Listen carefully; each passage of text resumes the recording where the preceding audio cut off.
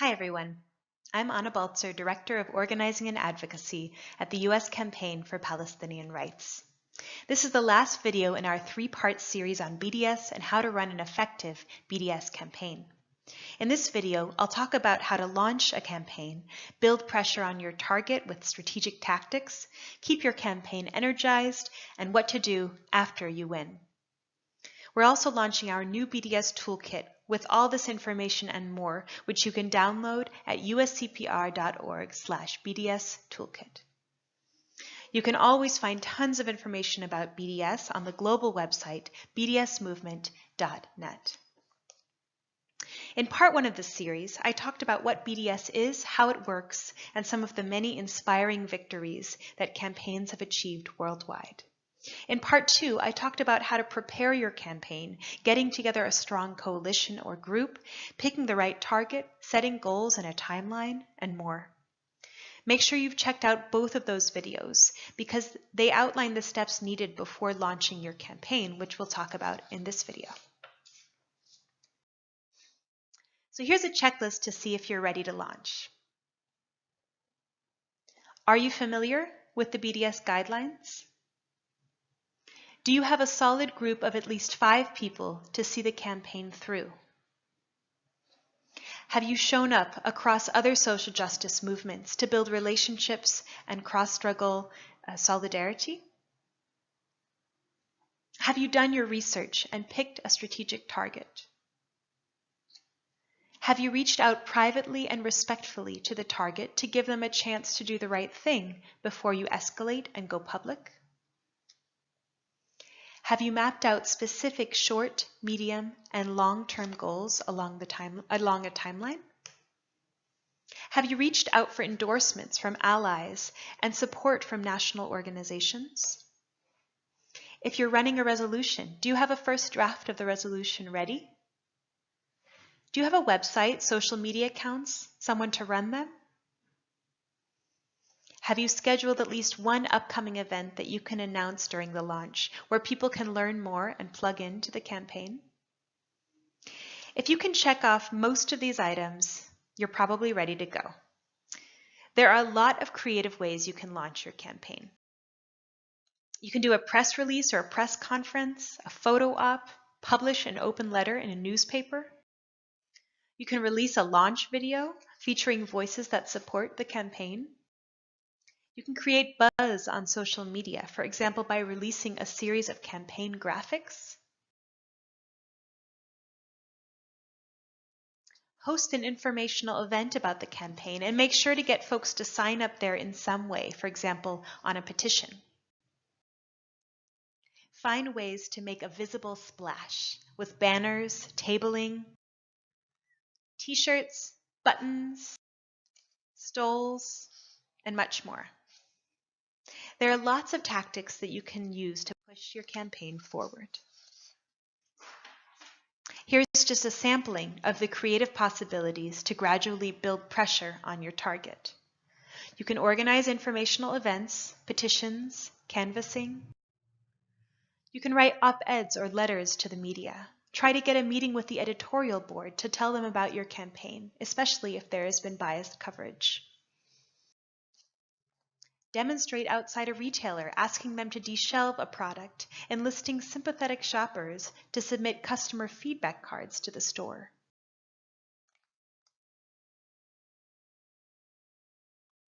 Colorful social media campaigns, Twitter storms, graphics, culture jamming. You can mess with the target company's logo and advertising. Distribute pretend mock brochures at Israeli official cultural events to tell spectators the true story of what it's about. Set up a mock wall or a mock checkpoint. Go BDS holiday caroling. Organize vigils or interfaith prayer circles. Dress up. Be creative. You can do street theater. Singing and dancing flash mobs are always a hit. And If the target is being completely unresponsive, committed direct action can get results. This group of students at Wesleyan University occupied the president's office until he agreed to divest from one of their 3 target industries, private prisons. Make sure you choose your tactics according to what is strategic to achieve your goals and build leverage with your target. Even if you're really excited about one kind of tactic, like a flash mob, don't just do it for the sake of doing it. Do it because it helps you to reach your goal. You should be able to see the way in which every tactic gets you closer to your goal. Campaigns can take years, and remember to celebrate goals that you reach along the way, even before you get to your end goal. Celebrate each other, do fun things together to build and sustain your relationships and trust. When there's a lull in your campaign, you can find a tactic that helps build momentum, like a creative action. You can try placing a powerful piece in the media to add momentum. And make sure to take time in the long run to evaluate your effectiveness. Were your original goals and timeline realistic? What should be changed and tweaked in light of what you know now? Repression. BDS campaigns are under increasing attack. Leaders have been targeted, smeared, jailed, deported. Student organizers are being muzzled, blacklisted, and demonized. And institutions doing the right thing are being accused of anti-Semitism. Anti-BDS legislation is being pushed on the local, state, and federal level. Check out our toolkit for resources to help resist these and other attacks. But most of all, remember that these draconian attempts to quell time-honored, constitutionally protected tactics for social change show precisely how effective BDS has become. That's why Israel and its defenders are so afraid of it. So, we need to keep the pressure on. Each of the tactics we talked about gradually builds pressure on your target. Evaluate your leverage as you go and reapproach your target with your demands as you gain more and more power. And hopefully, eventually, your hard work will pay off with a win. So, what do you do after you win? Celebrate. Throw a victory party. But before the party, send out a press release or hold a press conference. Do this as quickly as possible to get as much media as possible and also to frame things in the way that you want. If you know in advance that a vote is about to happen, write that press release in advance so it's all ready to go. And so you don't have to think about it, you can just celebrate. Make sure to connect your local BDS win to the broader global movement. Inform the BDS National Committee and U.S. Campaign for Palestinian Rights so we can include it in our list of victories. Reinforce your win. There will be backlash. So find the most appropriate way to thank the target for doing the right thing. Debrief together. Reflect on what you've learned, what worked, what didn't. You should also do this even if you didn't achieve your ultimate goal. Write up lessons learned to help other groups learn from your campaign.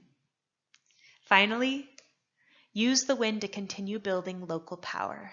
Recruit new people to your group. Let your public officials know this work is happening in their districts and states. And think about the next campaign and how you can keep the momentum going and have an even bigger impact. So that concludes the last video on BDS, on how to run BDS and how to run an effective BDS campaign. We hope it's been helpful. Please make sure to do 3 things today. Number 1, download the BDS toolkit at uscpr.org/BDS toolkit. It has all this and much more. It's worth it. Number 2, share these videos using that same link, uscpr.org/BDS toolkit. Maybe you know people who are wondering what BDS is or who want to get involved or who fall in prey to false misconceptions about BDS. This can be for them.